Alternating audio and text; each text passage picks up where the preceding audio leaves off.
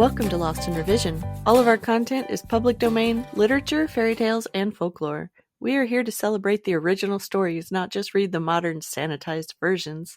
We post short segments of stories daily and monthly full episodes where we read and discuss popular classics. Come and find us on Patreon to listen to the full chapters early and without interruption. Our goal is to at least break even to cover our expenses, so any support that you can offer to help us reach that goal helps keep this podcast going and you entertained. All of our music is by Nathan Hubble and is used with his permission. Thanks, and enjoy the show. Hello, everyone, and welcome to episode 6. I'm Natalie, and I'm here with two of my favorite humans. I've been looking for fun state facts for where we live, so I will start with Puerto Rico's state bird, the stripe-headed tanager, I don't know how to say it. Don't really care. Cute little bird. Looks kind of like a finch. I put a picture in the show notes for y'all.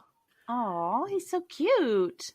Oh, Black and white head with little yellow boobies with a yellow breast. He's adorable. Yeah, that's a male. And then the females are, of course, lesser colored, but... It is a really cute bird, but it kind of looks like a hoodlum. Like he's about to go on a bank robbery or something. But, like he's got this striped mask pulled down over his head. But he's so dapper in his bright yellow waistcoat. So maybe no. I was thinking he looks like a cat burglar. You know, he's a gentlemanhood. Gentlemanhood. I see what you did there. No, go ahead with the description of how he's a hoodlum, because it's just a dapper dressed hoodlum from Puerto Rico. Just like a cat burglar or something with the black and white striped hood. And it stops so cleanly where the yellow breast starts and the yellow suit. Mm-hmm. It really looks like he's wearing a hood. Dapper burglar who steals his wife's pantyhose. That would be your bird. Hey, she steals everything, not just pantyhose. So, moving on from the hooded hoodlum, Angel is coming to us from Texas, which is the mockingbird state, and Polly is in Tennessee, which is also the mockingbird. So what you're saying is we are from states where we are already have a tendency to talk too much? Maybe. I don't know if it's a state tendency. Yeah, I heard on the radio once that there's actually a national Tell a Mockingbird to Shut the Up Day, but I can't find the date. Aw, that's sad, because it would be useful. I think it's every day. You, right? It's every day. Every day you have to deal with a mockingbird is telling it to shut the heck up, just like having a conure. I had one make a nest outside my front door one time. You couldn't go out the door without an umbrella or a tennis racket. Okay. Because he was going to kill you. The determination. Actually, this kind of does tie into our story today. So yeah, he could at least take out an eye. Looking forward to it. Okay, so why don't you get us started with the cultures that this story developed in? Okay, so the notes on Cinderella from Grimm's Household Tales, Volume 1, that was published in 1905 are extensive. After reading them, it makes sense that there are so many different versions of this story floating around today. Apparently, they combined as many as 9 different collected tales into this version of Cinderella. They mention 3 stories in Hesse. There's one from Mecklenburg, where the main character is called Aschenputtel, who has become queen, and the stepmother was a witch. That story goes into her life after her marriage and has some seriously tragic elements with the birth of her son. In another version, instead of a ball, she isn't allowed to go to church because she has no clothes that are nice enough. And when she weeps at her mother's grave, her mother gives her a key that opens the hollow tree where there is a full wardrobe and soap to wash herself and a prayer book. In that one, it's a count who puts tar on the threshold of the church to catch her. In a version from Zittau, there's a heroine that is a miller's daughter. In that one, we get a dog instead of a dove who warns of the shoe being full of blood. Their notes even mention Asbjornsen's Norwegian stories and a very ancient custom where those who were unhappy would seat themselves among the ashes, which the Grimm brothers then connect to Odysseus sitting himself among the ashes. So, yeah, this is a true mashup. And it almost takes as much time to read their notes about Cinderella as to read the actual story itself.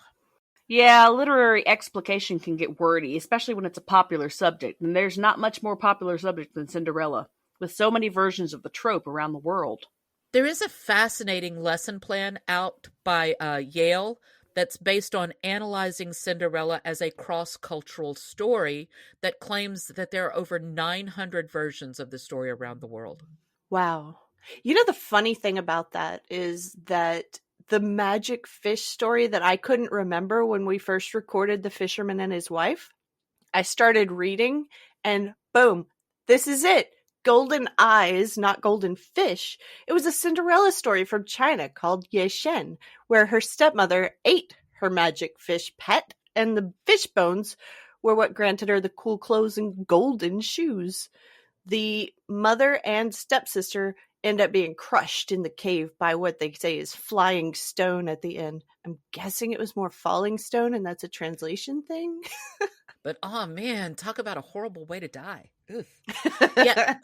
The Yale course mentions Ye Shen as the very first written version and dates it back to 850 CE. Apparently, the more popular version used today was published by Charles Perrault from France in 1697. That's the story that the Disney version is based on. Well, it's a kinder, gentler Cinderella. Everybody wins in the end. But if you look back further, the whole rags to riches trope also matches the Esther story, which was written much earlier. It's from the Judaic writings. Nice. As a kid, I found it confusing that the version in my storybook and the movie I loved were so very different.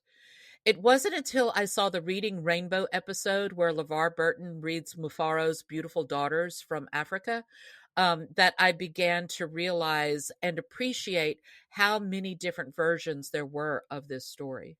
At the height of my fairy tale reading, I actually tried to see how many different Cinderella stories I could find. Katie Woodencloak was one included in my favorite copy of East of the Sun, West of the Moon, where she is actually serving the prince in the guise of a servant girl, and he's kind of a douchebag to her. He's really a huge douchebag. but but in the end, she marries him anyway, so I guess he's her means to an end. Respect. You got to do what you got to do to survive. So let's move on to the reading of the story to let everyone get caught up, and then we can discuss some of the details of it and our thoughts. Oh, no one knows a thing about you, and all these songs I write are lost without your tears. Cinderella by the Brothers Grimm.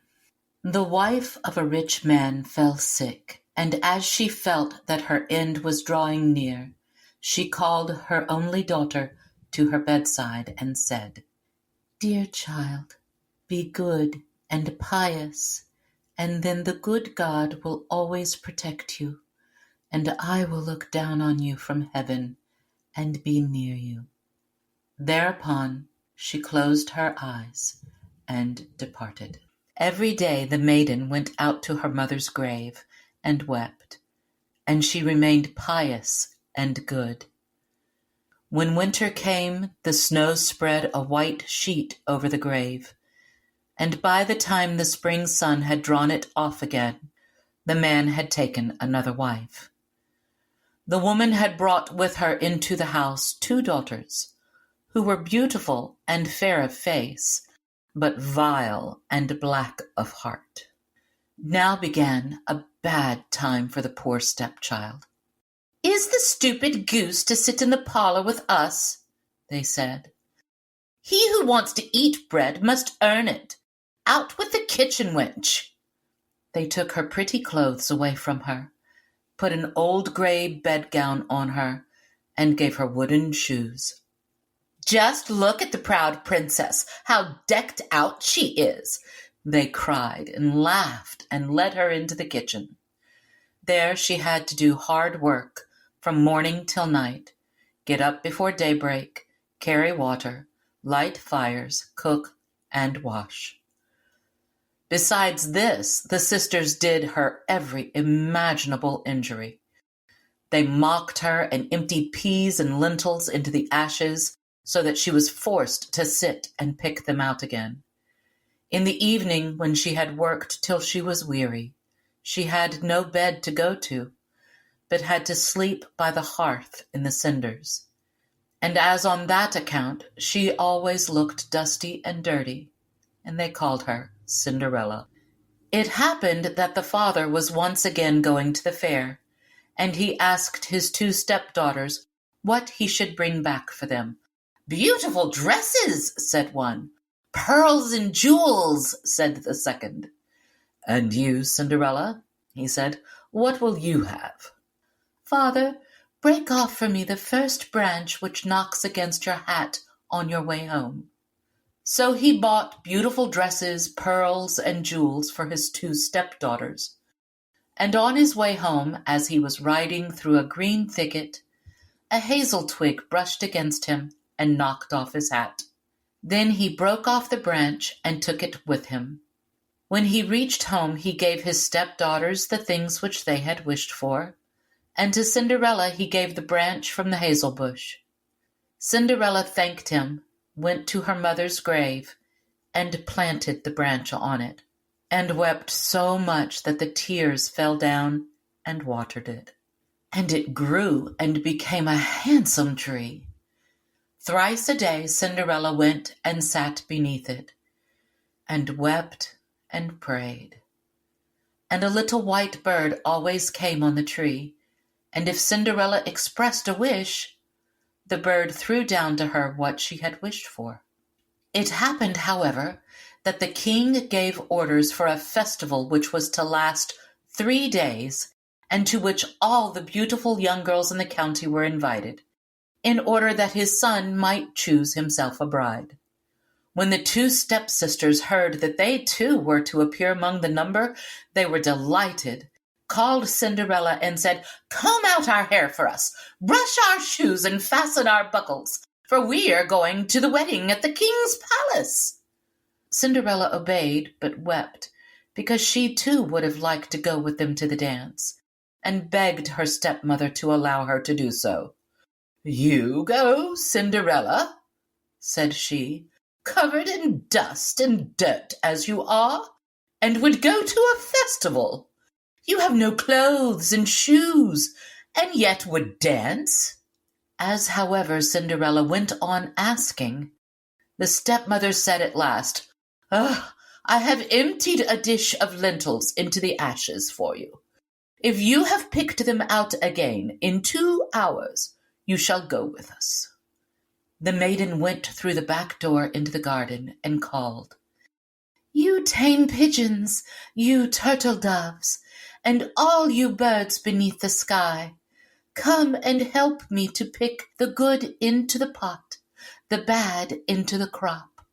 Then 2 white pigeons came in by the kitchen window, and afterwards the turtle doves, and at last all the birds beneath the sky came whirring and crowding in, and alighted among the ashes. And the pigeons nodded with their heads and began pick, pick, pick, pick, and the rest also began to pick, pick, pick, pick, and gathered all the good grains into the dish. Hardly 1 hour passed before they had finished, and all flew out again. Then the girl took the dish to her stepmother, and was glad, and believed that now she would be allowed to go with them to the festival. But the stepmother said, "No, Cinderella, you have no clothes, and you cannot dance. You would only be laughed at."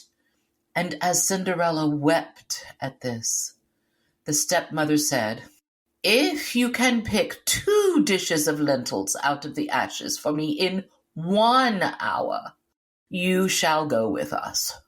And she thought to herself that she most certainly cannot do again. When the stepmother had emptied the 2 dishes of lentils among the ashes, the maiden went through the back door into the garden and cried, "You tame pigeons, you turtle doves, and all you birds beneath the sky, come and help me to pick the good into the pot, the bad into the crop." Then 2 white pigeons came in by the kitchen window, and afterwards the turtle doves, and at length all the birds beneath the sky came whirring and crowding in and alighted among the ashes. And the doves nodded their heads and began to pick, pick, pick, pick. And the others also began pick, pick, pick, pick, and gathered all the good seeds into the dishes. And before half an hour was over, they had already finished, and all flew out again. Then the maiden was delighted, and then believed that she might now go with them to the wedding. But the stepmother said, "All this will not help. You cannot go with us, for you have no clothes and cannot dance. We would be ashamed of you." On this she turned her back on Cinderella and hurried away with her 2 proud daughters. As no one was now at home, Cinderella went to her mother's grave beneath the hazel tree and cried, "Shiver and quiver, little tree, silver and gold throw down over me."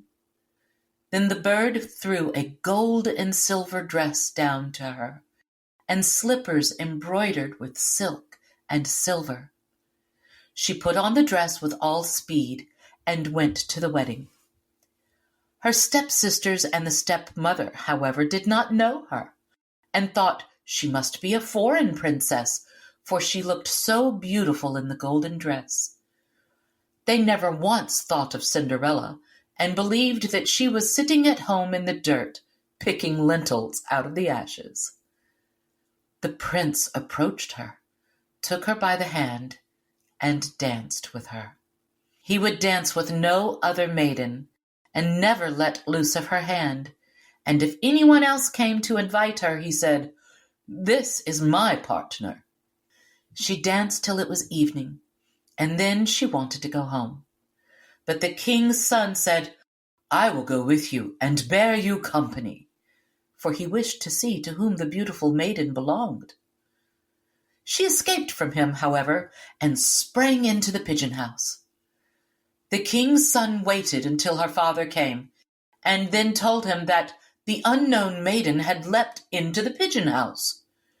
The old man thought, "Can it be Cinderella?" And they had to bring him an axe and a pickaxe that he might hew the pigeon house to pieces. But no one was inside it. And when they got home, Cinderella lay in her dirty clothes among the ashes, and a dim little oil lamp was burning on the mantelpiece. For Cinderella had jumped quickly down from the back of the pigeon house and had run to the little hazel tree. There she had taken off her beautiful clothes and laid them on the grave. The bird had taken them away again, and then she had seated herself in the kitchen amongst the ashes in her grey gown. Next day, when the festival began afresh, and her parents and the stepsisters had gone once more, Cinderella went to the hazel tree and said, "Shiver and quiver, my little tree, silver and gold throw down over me." Then the bird threw down a much more beautiful dress than on the preceding day, and when Cinderella appeared at the wedding in this dress, everyone was astonished at her beauty. The king's son had waited until she came, and instantly took her by the hand and danced with no one but her. When others came and invited her, he said, "This is my partner." When evening came, she wished to leave, and the king's son followed her and wanted to see into which house she went. But she sprang away from him and into the garden behind the house. Therein stood a beautiful tall tree on which hung the most magnificent pears. She clambered so nimbly between the branches like a squirrel that the king's son did not know where she had gone. He waited until her father came and said to him, "The unknown maiden has escaped from me, and I believe she climbed up the pear tree. The father thought, can it be Cinderella? And had an axe brought, cut the tree down, but no one was on it. And when they got into the kitchen, Cinderella lay there among the ashes as usual, for she had jumped down on the other side of the tree, had taken the beautiful dress to the bird on the little hazel tree, and put on her gray gown. On the third day, when the parents and sisters had gone away, Cinderella went once more to her mother's grave and said to the little tree, "Shiver and quiver, my little tree, silver and gold throw down over me." And now the bird threw down to her a dress which was more splendid and magnificent than any she had yet had, and the slippers were golden. When she went to the festival in the dress, no one knew how to speak for astonishment. The king's son danced with her only, and if anyone invited her to dance, he said, "This is my partner." When evening came, Cinderella wished to leave, and the king's son was anxious to go with her. But she escaped from him so quickly that he could not follow her. The king's son, however, had employed a ruse, and had caused the whole staircase to be smeared with pitch, and there, when she ran down, had the maiden's left slipper remained stuck. The king's son picked it up, and it was small and dainty and all golden. Next morning he went with it to the father, and said to him, "No one shall be my wife but she whose foot this golden slipper fits." Then were the two sisters glad, for they had pretty feet. The eldest went with the shoe into her room and wanted to try it on, and her mother stood by. But she could not get her big toe into it, and the shoe was too small for her. Then her mother gave her a knife and said, "Cut the toe off. When you are queen, you will have no more need to go on foot." The maiden cut the toe off, forced the foot into the shoe, swallowed the pain, and went out to the king's son. Then he took her on his horse as his bride, and rode away with her. They were obliged, however, to pass the grave, and there on the hazel tree sat the two pigeons and cried, "Turn and peep, turn and peep, there's blood within the shoe. The shoe it is too small for her, the true bride waits for you." Then he looked at her foot and saw how the blood was trickling from it. He turned his horse around and took the false bride home again, and said that she was not the true one, and that the other sister was to put the shoe on. Then this one went into her chamber and got her toes safely into the shoe. But her heel was too large. So her mother gave her the knife and said, "Cut a bit off your heel. When you are queen, you will have no more need to go on foot." The maiden cut a bit off her heel, forced her foot into the shoe, swallowed the pain, and went out to the king's son. He took her on his horse as his bride, and rode away with her. But when they passed the hazel tree, the two pigeons sat on it and cried, "Turn and peep, there's blood within the shoe. The shoe it is too small for her, the true bride waits for you." He looked down at her foot, and saw how the blood was running out of her shoe, and how it had stained her white stocking quite red. Then he turned his horse and took the false bride home again. "This also is not the right one," said he. "Have you no other daughter?" "No," said the man. "There is still a little stunted kitchen wench, which my late wife left behind her, but she cannot possibly be the bride." The king's son said he was to send her up to him, but that mother answered, "Oh no, she is much too dirty. She cannot show herself."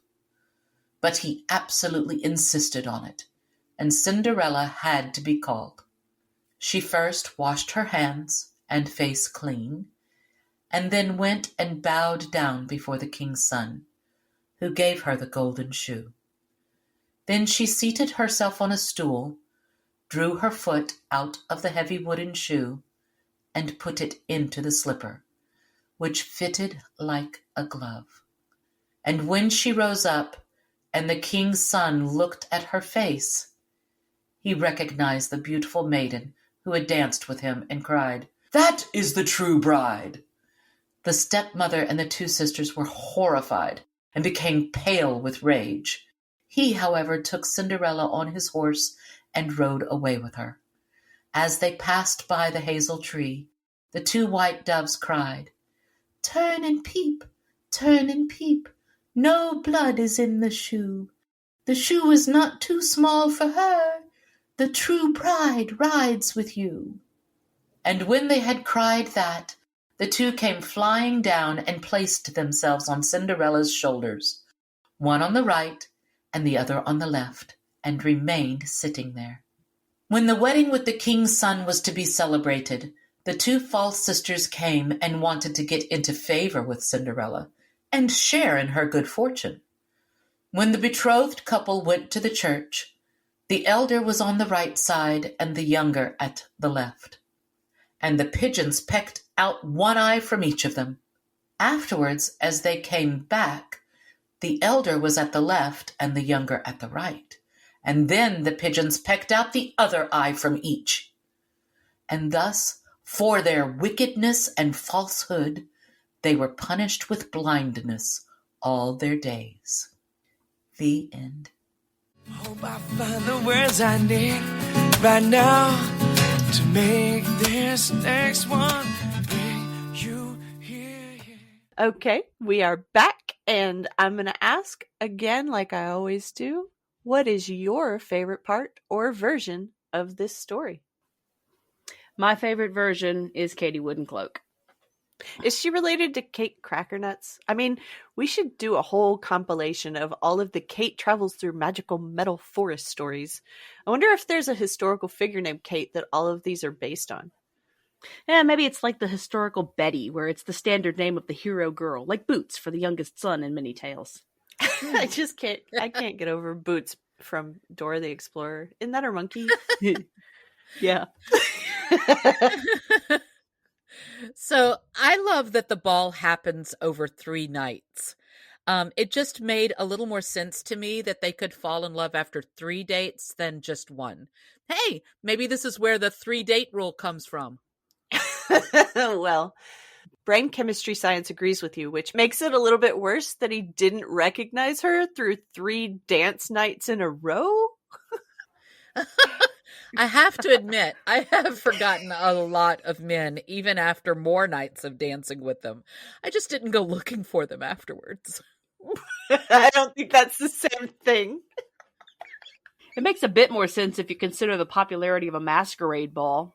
Yeah, but I think even at a masquerade ball, I still learn how that person moves and what their body looks like. And I don't think dressing them in a different dress would make me not recognize somebody that I have fallen in love with. Well, except for the fact that all of the corsets and everything that they would have them in and the plumping of the butt, it made every woman's shape exactly the same. You know, you're right. That's true. It's true. Once you take off, what was this era? Like, you take off those hips, then yeah, I can kind of see it. If they had those like big wide hips, or like you said, the big bustle in the back, or okay. If you go from a corset and makeup and your hair all did to just a gray drab sack with dirt all over your face, then maybe. Okay, y'all have convinced me and changed my mind. I would be exhausted dancing that much. I know this for a fact, because I've been to events where I danced past midnight 3 nights in a row. Also chafing. So much chafing. By the last day, I was walking like a cowboy from the chafing. Yes, chafing is such an issue. Ooh, chafing. No. I never chafed when dancing, not once. Are you kidding? I chafe walking across my living room. And I have You thigh must rubs. have been doing it wrong. I've had I'm thigh so rubs mad at my you whole right now. life. When if I just don't have on pants and I walk, my inner thighs rub against each other and create so much friction that I'm going to start 20 fires. And I was skinny back then. Yeah, I'm saying like my thighs, even when I weighed 100 pounds, would still chafe. The thigh gap is a lie. Yeah, well, not really. There's a lot of people that are bow-legged. But you know what? I almost never went dancing in dresses. I almost always had on pants. Oh, well, that's why. Yeah. I had on pants under my dress for the chafing. Exactly. Like, I had so many sets of bike shorts just to prevent chafing. I burned through bike shorts at the dances. Yeah. I loved 3 nights of drum circle dancing at Dragon Con until 2 a.m. and then having to be back in the programming room by 7:30 a.m. setting up for the day. Whew, that is a lifestyle for the young. Don't think I could do that anymore, but I do enjoy the memories. Drum circle dancing is a different animal than English country dancing or line dancing or ballroom dancing. Drum circles are a magical place to find Angel late at night if I can't find the werewolf game in the Pern room. Oh, werewolf. Ah, the Those are the days. days. I know sometimes we give Disney a hard time for the ways in which they change stories to make them more commercial, but I love everything about the Disney Cinderella. I was actually really glad to finally be able to make peace with it not having the doves and the magic tree or the ball that lasted 3 nights and not just one. Those cute little mice and the music was just too much for me to be able to do anything but love it. Though I am pretty sure I knew and loved the Rodgers and Hammerstein's version of Cinderella even before I saw the Disney version. There weren't any VHS or streaming services when I was little, and the Broadway version was televised when I was 3. Long before Disney pulled this out of the vault and put it back into theaters when I was in elementary school. So I guess a growing theme for me to love something is just add music. That is so true. And Disney music has gotten so much better and so much less racist over time. They're trying to be better people. They're trying. It's an attempt. I'll give them that. I don't know if I have a favorite movie version, but I do have favorite scenes. In the Drew Barrymore version, when the stepsister finds out that Ella is the stranger and they're sitting at tea, and she jumps up and starts screaming and throws a tantrum, and then she sits back down and serenely goes, "There was a bee." and I love the Lily James version as well. It's very much the organza cupcakes version for all the sparkly butterfly girls. And she got a lot of grief over unrealistic body images, but she really was that, her waist was that small. Like she was in an interview and she was wearing jeans and she stood up and she showed. She's like, I wasn't wearing a corset. Wow. I hear Drew Barrymore's version was the grittier, more women's empowerment version. And I hear good things about the Brandy version for Disney, but I was too old for fairy tales in 1997, so I haven't seen it. And I haven't seen the Billy Porter version yet, but it's on my list because Billy Porter. Well, of course. And Polly, you're never too old for fairy tales. Look at us now. Even C.S. Lewis, he acknowledged that at some point you get too old for fairy tales, and then later you're old enough for fairy tales. Then you again. outgrow So that? That was where I You was. outgrow the too old? Yes. Oh, one of the several things I found disturbing in the Grimm version was the fact that the father was still alive. The fact that he would allow his new wife to relegate his daughter to being a servant was absolutely horrifying to me. Then again, I was my father's favorite human. So it was heartbreaking to me to think a daddy could just stand by and let his little girl be treated that way. And then to claim she was just a stunted kitchen wench left behind by his late wife. Ooh, I really wanted something horrible to happen to him after that. I wanted him punished far more than the nasty sisters who were bullied into everything they did by their awful mother. Agreed. He should have got his eyes pecked out.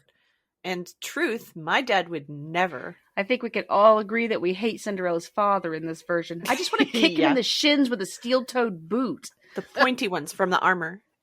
Right. And Katie Woodencloak's father was too busy going off to war to bother with the well-being of his only daughter. Hello. At least the stepmother is enough afraid of him to leave Katie alone when he's home. It seems like we have a cautionary tale of dangers of the absentee or neglectful fathers in Cinderella. So, speaking of cautionary tales, let's move on to what you think the original lessons were. Good tie-in there, Angel. Well, there's a strong, obvious trope of good always triumphing over evil in the end. There is also the universally loved theme of going from rags to riches.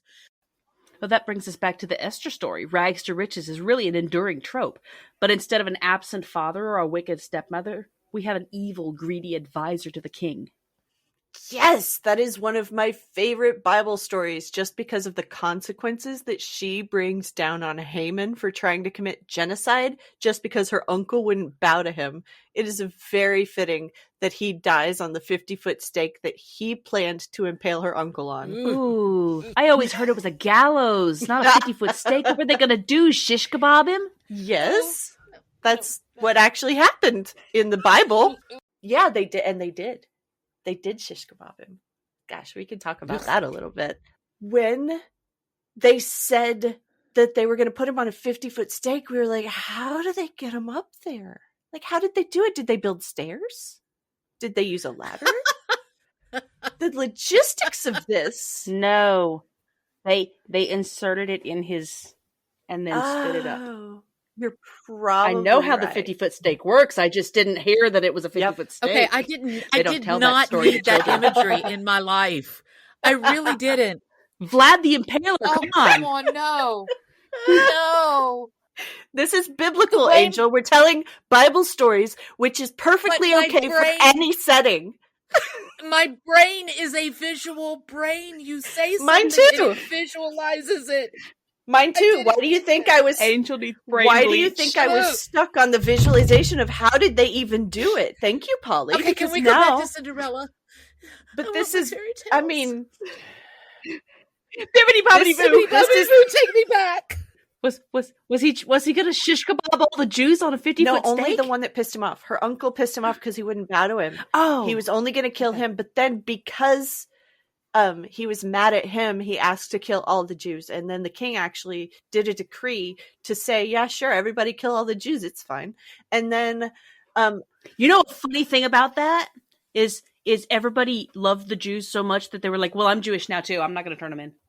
oh yeah, I haven't. Like, you can't kill all of us because we're all This Jews. is literally the chapter that I listened to this morning, so we're on that cliffhanger right before. Like the king just agreed to attempt to draw back his decree, and now I'm stuck until tomorrow morning. It's a cliffhanger. I swear, I'm literally on this story right now, and that's why when you brought it up, I'm like, I know this one. And now we all have to bake hamantash and take baskets of goodies to our neighbors and ring because bells. a guy got impaled on a stick, you have to bring food to your neighbors and ring bells. That makes sense. That's our oven went out, so we actually baked the hamantaschen at the neighbor's house and then left them a panful. wow. And I want to go back to Cinderella. Okay, we can go back Nobody's to Cinderella. getting a 50-foot pole shoved up their butt in a Cinderella. They just get their Hey. eyes pecked out by birds.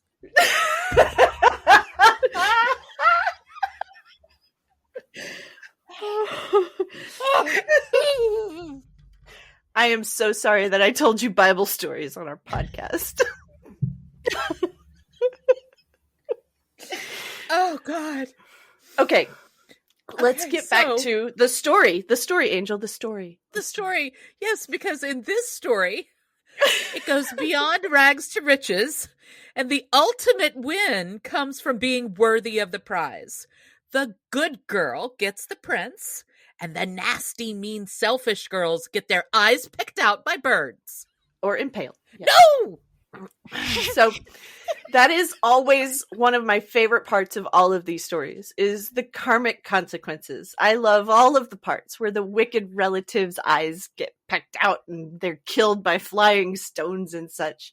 Cinderella never even got mad at the birds for pecking out the stepsister's eyes, even though they did it at 2 separate times. She didn't even tell him to stop. Her mother always said, always be kind and pious, and she does, and in the end she gets the prize. So be good and decent, and life will turn out well. In every version, Cinderella is always cheerful, no matter what, and dutiful, and industrious. Well, as the title character, she is the good lesson. We haven't even talked about the self-mutilation, and so what lessons do you think the wicked stepmother and stepsisters were about? Well,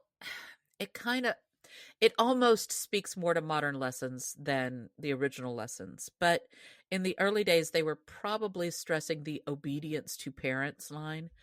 But today, I would say it's more of a lesson in if your parents try to make you do something that is harmful, say no. It's just awful that their mother's greed ended up leaving her daughters maimed for life. It's just not worth living falsely to try to win something that's not yours. Yeah, that's true. And one other thing, honestly, for the second daughter, how could the prince tell that she was bleeding after her sister had filled the shoe with blood first? Like, that is so gross, but I guess they washed it. I wonder if Cinderella got to wash the blood out of the shoe and gloat about it while she did it. Oh, She probably had to wash the blood out, and I can't see Cinderella gloating. True. She is a goody two-shoes. goody one shoe. Because Cinderella had the other shoe in her pocket the whole time. She has one clean shoe. Yeah. I would have been in physical alterations. I mean, The stepsisters were already in physical alterations. okay. I would have been in physical altercations with my stepsisters in this situation. That was great wordplay, though, Polly.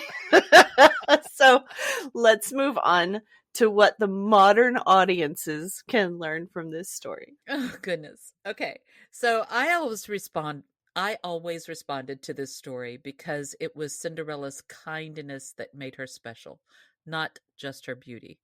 As a little girl with straight reddish brown hair, glasses, lots of freckles, and a bit on the plump side, I felt like beauty wasn't ever going to be an option for me. But I could do kind. I wholeheartedly embraced the concept that kindness could eventually lead you to your dreams coming true.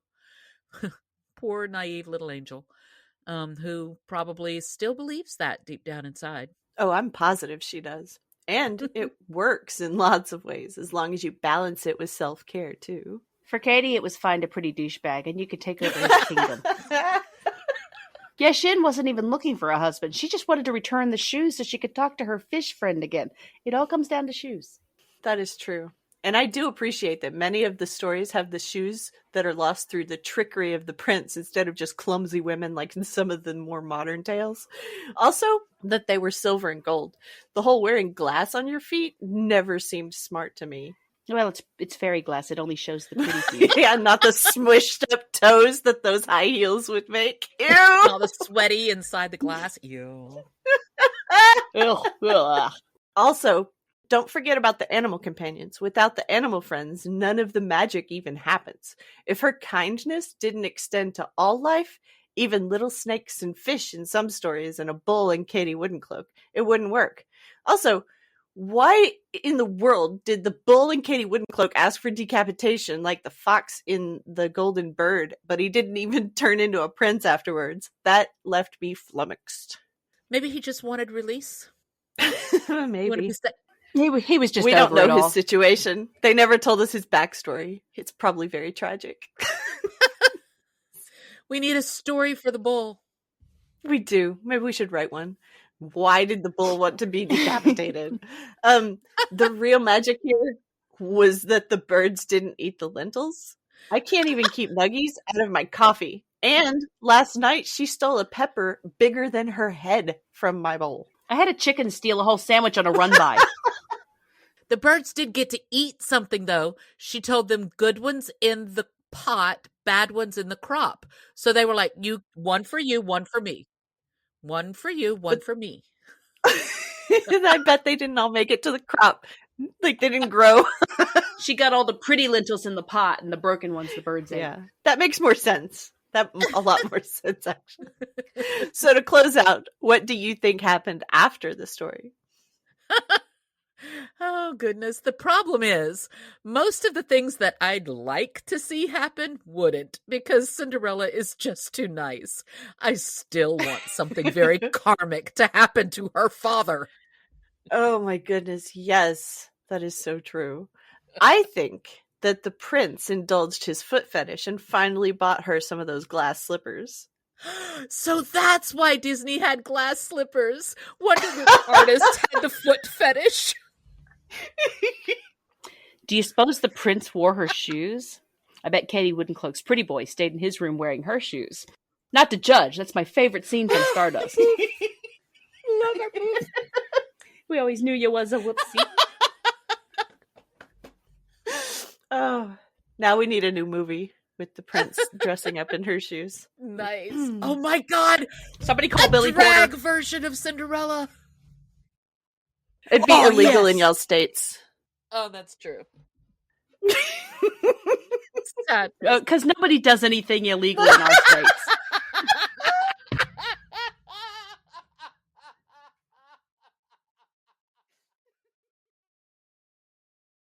Thanks for joining us today.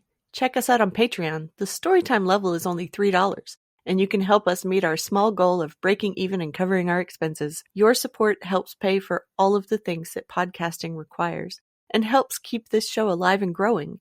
If you can't afford to support us financially, go give us a good review, subscribe or follow, and share with your friends and family. Feel free to fact check us and offer suggestions to make our show better for you. You can also send us an email at lostinrevisionpodcast@gmail.com. There's a lot more waiting for us all at the end of the road.